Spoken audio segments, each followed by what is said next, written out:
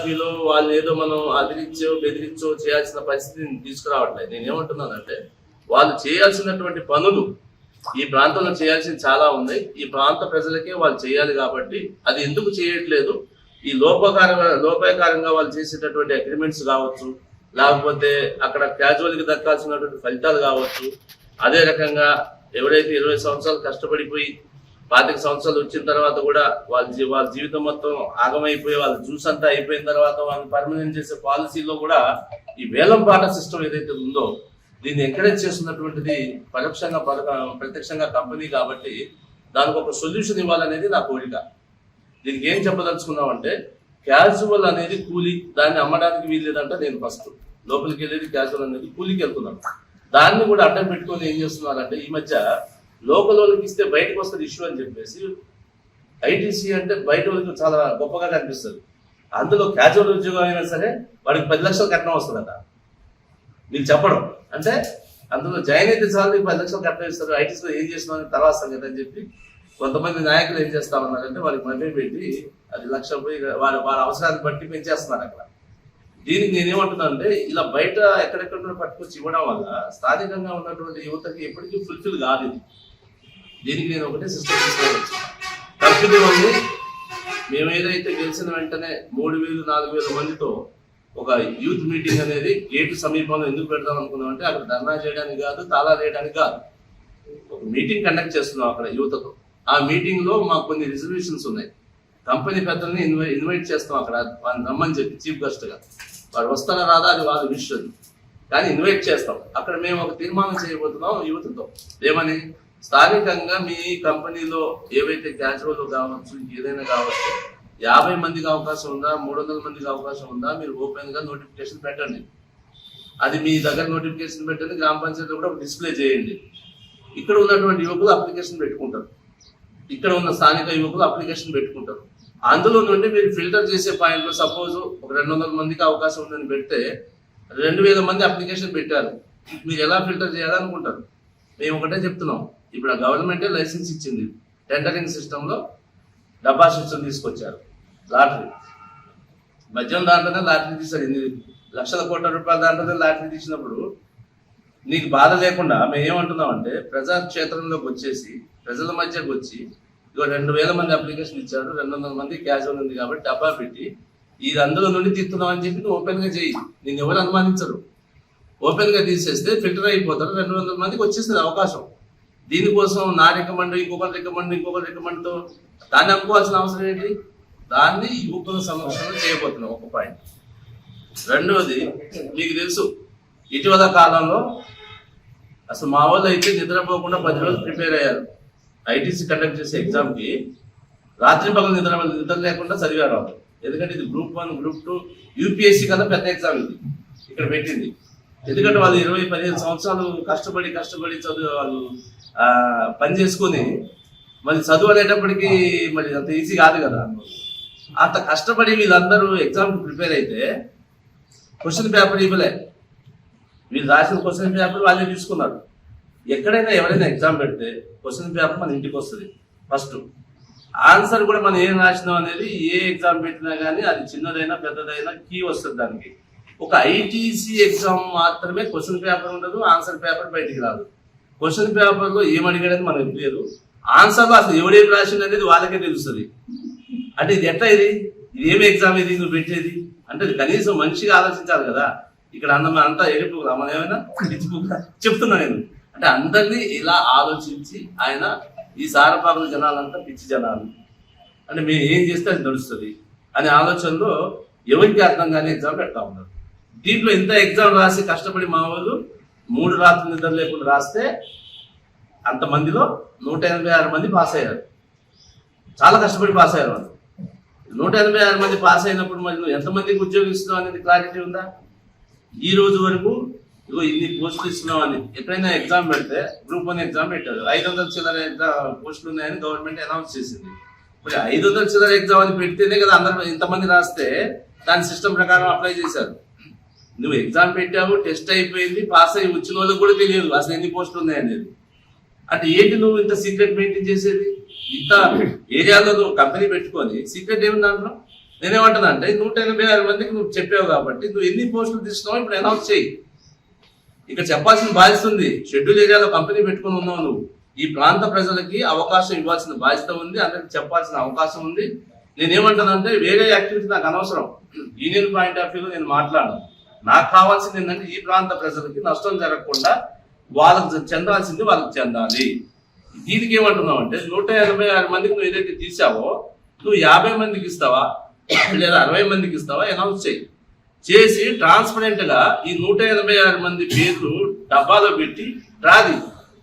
మేము అనేది అదే, ఈ 186 మంది పేర్లు డబ్బాలో పెట్టి డ్రా తీస్తే ఎవరికి ఏ పోస్టు వాళ్ళ అదృష్టాన్ని బట్టి వస్తుంది. వాళ్ళు ఇల్లు అమ్ముకోవాల్సిన అక్కర్లేదు, వాకిలు అమ్ముకోవాల్సిన అవసరం లేదు, 3 జతలు చెప్పులు అడగాల్సిన అవసరం లేదు.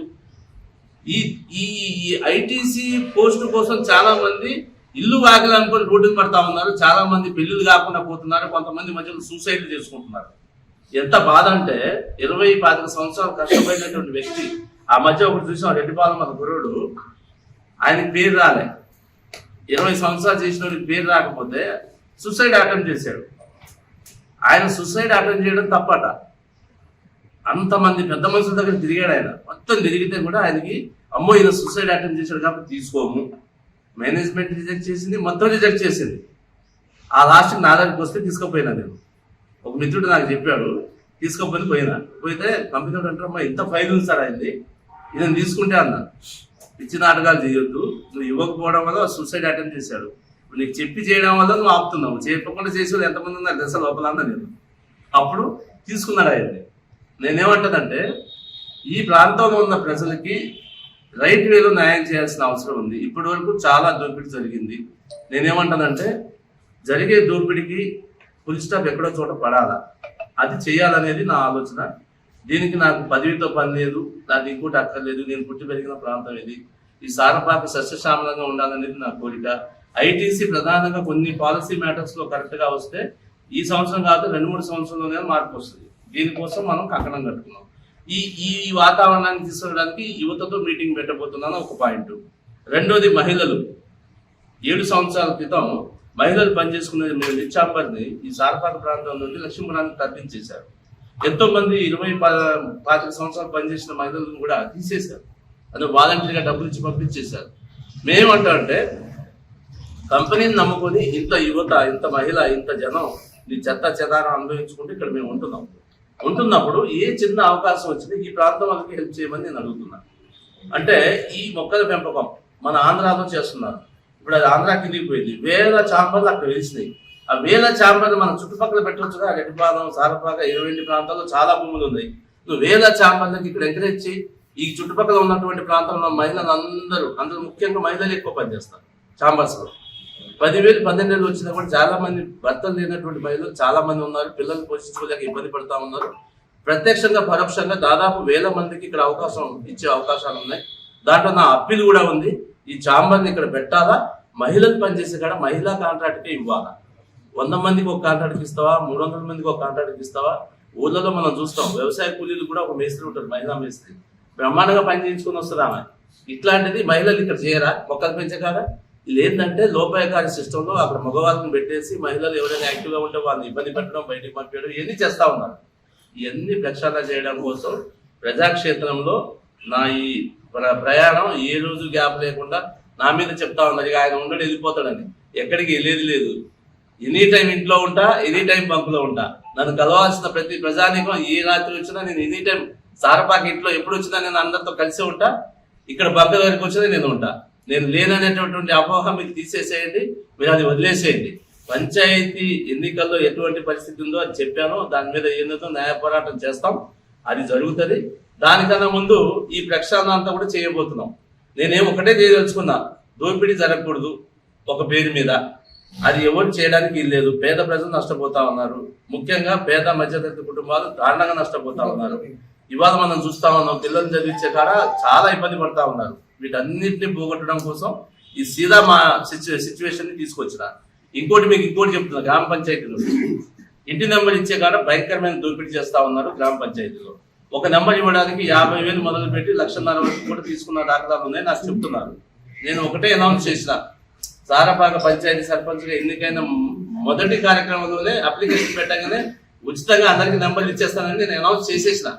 ఇవాళ అదే చెప్పబోతున్నా, వాళ్ళు కూడా చేసేయాల. ఉన్నటువంటి 1000-2000 మందికి ఏవైతే అవకాశం ఉందో అందరికీ ఉచితంగా అప్లికేషన్ పెట్టగానే ఇచ్చేయాలి. అది ఇవ్వకపోతే వారం రోజులు మీరు పంచాయతీ ఆఫీసులో వెళ్ళి అప్లికేషన్ పెట్టుకొని మీకు ఎవరైతే నూతనంగా ఏర్పడ్డారో వాళ్ళందరినీ కలిసి అప్లికేషన్ పెట్టుకోండి.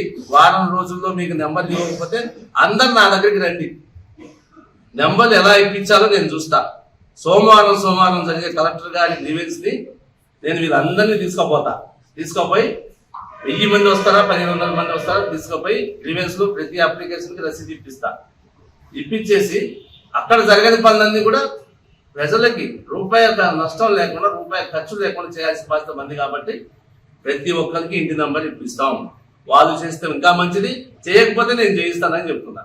రెండవది, ఇక తర్వాత ప్రతి కార్యక్రమానికి గ్రామ పంచాయతీ పరిధిలో 7 సంవత్సరాలుగా ఎన్నో అధికార వ్యవస్థలో ఎన్నో ఇబ్బందులు పడినటువంటి ప్రజలు చాలా సమస్యలతో ఉన్నారు. వాటిని యుద్ధ ప్రాతిపదికన చేయాలి, వాళ్ళు చేసి చూపించాలి. ఎక్కడ గ్యాప్ వచ్చినా ఆల్టర్నేట్ గా చేయడానికి నేను సిద్ధంగా ఉన్నా. నాకున్నటువంటి మార్గాలు నాకున్నటువంటి ప్రయాణాలు నేను చేస్తాను. ఇది చేయడానికి అధికారమే అక్కర్లేదు, అధికారం లేకుండా కూడా మనం చేయించడానికి అనేక కార్యక్రమాలు ఉన్నాయి. కాబట్టి ఎవ్వరు భయపడాల్సిన అవసరం లేదు, ఎవ్వరు బాధపడాల్సిన అవసరం లేదు. పంచాయతీలో ప్రతి కార్నర్ ప్రతి మూల నాకు తెలుసు కాబట్టి ఏ సమస్య వచ్చినా నేరుగా మీరు ముందు గ్రామ పంచాయతీకి అప్లికేషన్ పెట్టండి, వారం రోజుల 5 రోజుల టైం ఇవ్వండి, కానప్పుడు నా దగ్గర రండి. ఇది నేను మీ అందరికీ పత్రికా మిత్రుల ద్వారా మీ అందరికీ తెలియజేస్తున్నాను. దీనికి నన్ను చూసి ఇవన్నీ మాకు జరగాలని ఆశించారో అవన్నీ కూడా ఒక్కొక్కటి మీ సమక్షంలో ఐటీసీ నుండి రావాల్సిన ఫ్రూట్స్ నేను ఇవాళకి చెప్తున్నా. కంపెనీకి మేము వ్యతిరేకం కాదు. ఇప్పటి వరకు కంపెనీ సరైన మార్గంలో చేయలేదు. కంపెనీ ఏదైతే తప్పించుకుంటా తిరుగుతా ఉందో, కొంతమందికి లాభం చేయడం కోసం కంపెనీ ఏదైతే వాకులాడుతుందో దాన్ని మేము ఈ చుట్టుపక్కల ఉన్నటువంటి మన ప్రాంతాలకి ప్రజలకి చెందాల్సినటువంటి అవసరం ఉంది. కాబట్టి ఆ ఫ్రూట్స్ రాబట్టడం కోసం కావాల్సినటువంటి యాక్టివిటీ మొత్తం కూడా చేయబోతున్నాం. ఇంకొకటి, రైతులకి నష్టం జరుగుతుంది. అక్కడ ఏదైతే వాగు ఉందో, రెడ్డిపాలెం దగ్గర మన వాగు ఉంది, ఆ వాగు గుండా మనకు వేస్ట్ వాటర్ ఈ వాటర్ అంతా పోతా ఉంది, గోదావరిలో కలుస్తా ఉంది. అది మీ అందరికీ తెలిసిందే, మీడియా మిత్రులందరికీ తెలుసు. ఇన్ని సంవత్సరాలుగా గోదావరి ఎఫెక్ట్ అవుతున్నటువంటి ఈ ప్రాంతం ప్రాథమికంగా ఏమవుతుందంటే గోదావరి రాగానే ఫస్ట్ దాని నుండి వాటర్ వచ్చేసి అక్కడ ఉన్నటువంటి రైతు పొలాలన్నీ కూడా నిండిపోతున్నాయి. దాదాపు నాకు తెలిసి రెడ్డిపాలెం మన పిచ్చి దగ్గర ఒక 60 నుండి 70 ఎకరాలు ఉంటాయి ఖచ్చితంగా. 60 నుండి 70 ఎకరాలు మొత్తం కూడా సీజన్ లో దెబ్బతింటుంది. అంటే సీజన్ లో వాళ్ళ పంట పోతా ఉంది. అది ఫస్ట్ పోయిన తర్వాత అది ఎక్కడికి వచ్చి తగులుతుంది మనకు? పాత సారపాక, ఒడియా క్యాంపు, అలాగే వచ్చేసి గాంధీనగర్, భాస్కర్ నగర్, బసప్ప క్యాంపు. ఈ 4 ప్రాంతాలని ఇమ్మీడియట్ గా అటాక్ చేస్తుంది గోదావరి. దానికి సింపుల్ స్ట్రాటజీ, అక్కడ ఒక గేట్ వాల్ పెట్టాలా, ఏదైతే ఉందో చెక్ డ్యామ్ కట్టి ఒక గేట్ వాల్ పెట్టాలి ఎమర్జెన్సీ పర్పస్. ఫ్లడ్ వచ్చినప్పుడు దాన్ని క్లోజ్ చేసేస్తే మనకు 55-60 వచ్చినా కూడా బయటికి వాటర్ రాదు. కానీ మినిమం పని కూడా చేయలేదు కంపెనీ. నేనేమంటానంటే యూత్ డిక్లరేషన్ లో దాన్ని కూడా అనౌన్స్ చేస్తాం, వాళ్ళతో చేయిస్తాం, అది చేయాలి, చేసేంతవరకు వదిలిపెట్టాం అది ఇమ్మీడియట్ గా. లేకపోతే ఈ ప్రాంత ప్రజలందరినీ తీసుకుపోయి వాళ్ళతో మాట్లాడిస్తా. అదొకటి. రెండోది, ఇసుక దోపిడీ జరుగుతూ ఉంది మన సారపాకలో. ఎట్లా జరుగుతూ ఉంది అంటే మనకు ప్రతి సంవత్సరం వరద ప్రభావం ఉన్నటువంటి ప్రాంతం ఉంది.